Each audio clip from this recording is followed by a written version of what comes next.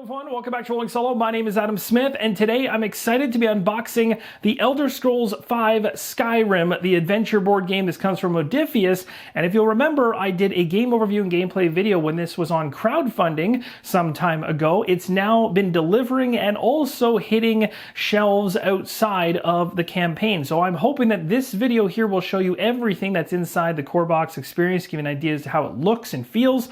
The video I did prior was actually on Tabletop Simulator, so even though that will give you a great idea as to how it flows and operates, it wasn't using the physical components, which you will see in an upcoming revised video, which I will be doing, so excited for that. But this video will focus on just going through all the components up close, giving ideas to what this thing looks like. So without further ado, we'll flip the box over, take a look at the back of the box, see what this game has for us, and then check out every component inside. This game is set before the Dragonborn came to Skyrim. It says the adventure game is a resettable legacy experience that allows you to delve into Tamriel's past, battle foes, hoard treasures, and thwart a plot that threatens the whole of Skyrim. You are surviving members of the Blades, a legendary group who long protected the Empire of Tamriel. Abandoned by your former allies, you must work together with your fellow adventurers to defeat enemies, embark on intriguing quests, and face the looming threat that seeks to destroy everything you swore to protect.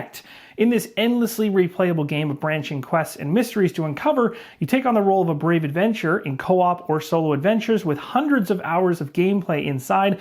Build your unique character, upgrade your equipment, delve into dungeons, and travel across the holds of Skyrim. You gain experience, find treasures, battle Draugr, Daedra, dragons, and more. Play through 6 chapters of 2 hugely replayable campaigns spanning 25 years in the history of Tamriel, and each decision matters, so you want to choose wisely, and you may live to tell the tale of how you too used to be an adventurer. One of the reasons I gravitated towards this game was because of that focus in solo play and cooperative play. This is right up solo gamers' alley, especially if you're a fan of the IP of Skyrim, and if you're not, this could still be intriguing to you to see whether or not what transformed from a video game lands on the tabletop successfully. So here we go. As we dive inside the box, we have some baggies that come with it in order to help with organization, and we dive right into the rulebook now. I'll show you a number of pages in this, maybe not every page, and any other booklets that might be a part of this, and then we have punchboards underneath. Inside the box are 2 booklets. We have the adventure game rulebook here and the scenario book over here. As we head inside the rulebook, you're going to find artwork throughout. We have an overview here at the very beginning portion,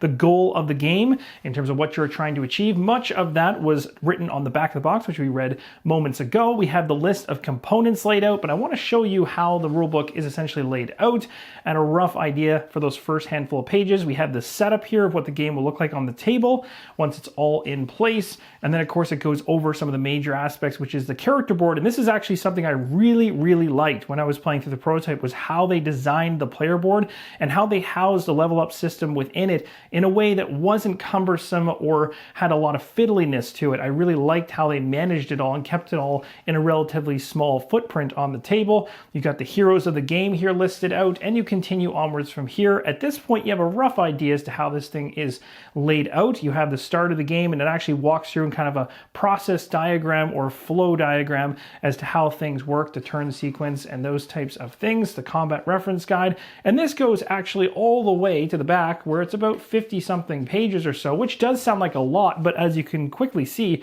there's a lot of white space. So this is not a rulebook that is going to be, and it's also font-wise quite large, so you're not going to be squinting and going through mass paragraphs of text in order to consume the rulebook. The next book we're going to dive into is the scenario book. So we have campaign 1 called The Blades. It goes through a number of chapters. And then we have campaign 2 called Civil War, going through a number of chapters as well. Talks about the game setup. I'll show you a couple of these pages, but I'm not going to go too much further into this because, of course, it gets into spoilers territory in terms of what's happening in each of these campaigns and chapters. But here's the rough look of how things play out.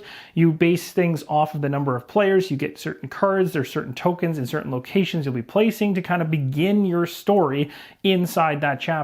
Now, if you flip over the scenario book to the opposite side, you might be surprised to see the adventure game tutorial here, which is a nice thing to see. They've actually printed it opposite way around, so if you actually flip the book over, you'll see it's upside down. They've done this on purpose because this is a two-fold book. It has two major purposes, scenarios on one side, tutorial on the other, and you'll obviously want to jump into the tutorial first when you dive into this game, as it will help you get a good handle as to how this thing operates. Once you consume a chunk of the rulebook, you can dive right in here to the tutorial mission. It'll tell you exactly which components and how to set them up across the game board, and then walk you through how the major mechanics of the game actually operate, which will certainly help your learning experience and get you kind of on the rails to start things off. And then of course after that, just like Skyrim, you can kind of choose where you go and what you do after that based on how your story is unfolding and the choices you make. But having this to kind of get an idea as to how things flow, extremely useful, and walks you through all of this stuff, taking you through a number of game turns. We're on the second one right now, and it keeps going until the fourth game turn, and then it stops and we get to the very end of the previous chapter. So this is going to be very, very handy. An important spot inside the rulebook is around playing solo, and as you'll see by reading this, there is only one additional rule that's added into the fray in order to play solo. That is really, really nice. You don't have to go through a long-winded 2 to 3, 4 page thing in order to kind of get caught up to speed on how things differ between the regular game mode and solo. You can really just hit the ground running and go, and you just have to implement this one thing, which I believe I've covered in my game overview video from the past, and will certainly be doing so in the upcoming one as well. Something else which I love seeing inside of a game box is some good storage in terms of saving, because we can't always consume these adventure games from A to Z in one sitting, so having these boxes in order to save different players into different boxes and also have the board save box as well keeps everything neat and tidy for your next attempt in Skyrim. Next up, we have the player boards. There are 4 included in the base box. We'll go ahead and just remove a couple of them. We'll just focus on one for now, but essentially you've got the ability to keep track of your items you're gaining across multiple icons on the outside of the player board. It's recessed or dual layered in terms of being able to keep things inside of it without it slotting around or moving on you as you play through the game, which is extremely nice. And the level up system built right into the player board, as I mentioned before, extremely handy. Big fan of what they did with this in terms of its footprint. Very small and very manageable, especially for solo play. Now let's move to a component which is not small in its footprint, and that is the game board, which is to be expected, and it's actually welcome because you can easily see all the iconography, the text is easy to read, there's marking areas for the world quests and the events on left and right side. I will give you a closer up view of all of this in a moment, just wanted to show you the difference in size between the character boards, which are quite small and able to house a lot, versus the actual map itself. Also love the fact the map goes further left to right in terms of it being wider. It's not a square, it's a rectangle. I like that. I can push the game board further away from me, but the text and icons are so large that it doesn't matter, which is a good design choice, and you can also see it from all sides of the table without any issue. So happy about this, and for sure when you're playing the game, you're going to get the vibe of Skyrim from the illustration here as well. Here's a quick up-close look at the left-hand side of the board. You have your world quest locations over here, and the rest is just part of the world map. Here's a better view of the majority of the center of this game board, and again, illustrations look really nice here,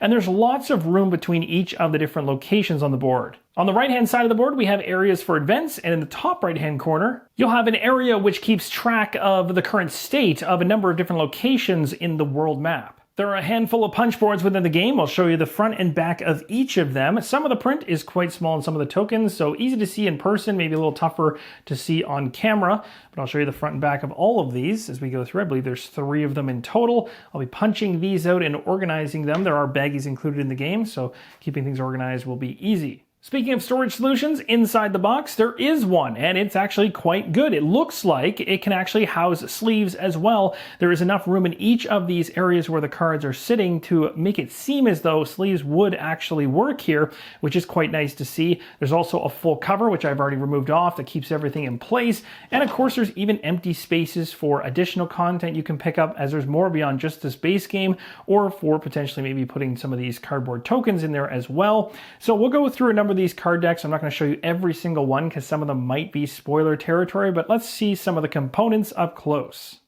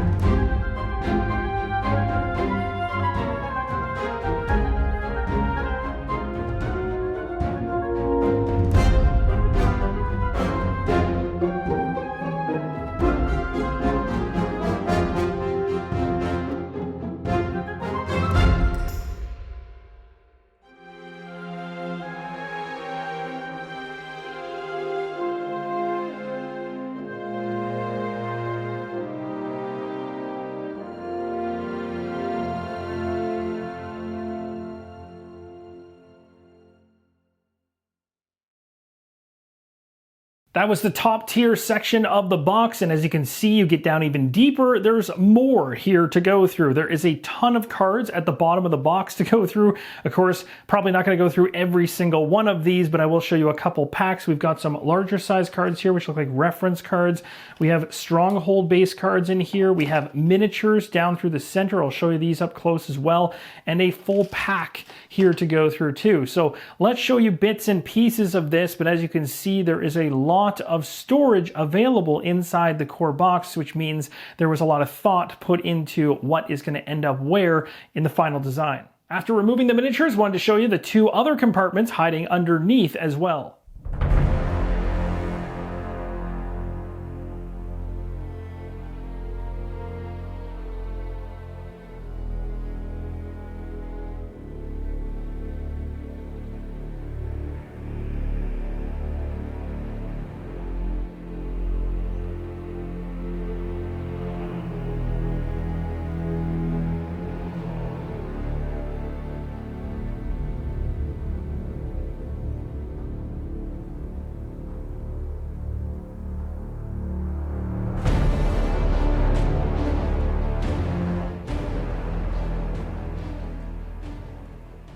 Here's a look at all the card packs that came inside this one tray organizer. There's two of them inside the box, plus on the right-hand side, there's a built-in tray for the built-in storage solution already there, which allows for a ton of storage for standard size cards. I'm not going to be opening up these cards on second thought after pulling them out of the box, because I think a lot of these are going to touch on things you're going to want to see as you play through the game, and don't want to really spoil any of that, but you get a gist of what some of these cards look like on the back-hand side and some on the front. You're going to see a majority of these cards as I go through a game overview and gameplay video in the future. So stay tuned for that. The final standard size card tray inside the box has these standard size stronghold cards, which I'll show you the opposite side of. For example, here you have kind of a test going on. And over here we have reference cards. We've taken a look at these earlier, but this really breaks down the combat round sequence, how to sneak. And then if you flip it over, you got the strongholds and turn actions on the back. And then these, of course, dividers. Happy to see these because now I can actually divvy up all the cards across these organizers and actually have them sit in between in order to keep things organized and know exactly what cards to pull when I need to. And my guess on this one is that it could have something to do with the stretch goals, because there's a number of sealed packs separately inside this one bag. So this is probably what came as a result of the Kickstarter campaign for this one. So I'm not 100% sure that this bag will be in the retail version as well, but I'll have to double check that once I crack it open. But besides that, that's everything component-wise inside the box. Just before we wrap things up, for solo gamers interested in bolstering their experience in Skyrim even further beyond the core box, and of course filling in some of those empty spaces that are available in the core box for storage, there's some extra expansions with additional content, like from the Ashes expansion, which gives you a deadlier approach to Skyrim and the world itself. You have a giant dragon into the fray, many new enemies coming in which are going to be tougher, and you also have 10 ghostly blades to add in, plus a 5 mini campaign expansions to add into the fray, so even more to explore. And the Dawnguard one over here, the box size is a little bit smaller, but has a lot of standard size cards inside of it, still has a handful of miniatures, focuses on the vampire aspect of things, and also has really cool night and day mechanics blended in, so lots there as well. So either one of these or both of them will definitely add to your overall experience. And that, my friends, is going to wrap up the unboxing video for Skyrim, the adventure game from Modiphius. And again, stay tuned for a future game overview and gameplay video on the tabletop. If you want to see one in a digital form, check out my prior preview. Again, you'll find that link in the top right-hand corner at the beginning of this video. Thank you guys so much for watching, and as always, keep on rolling solo.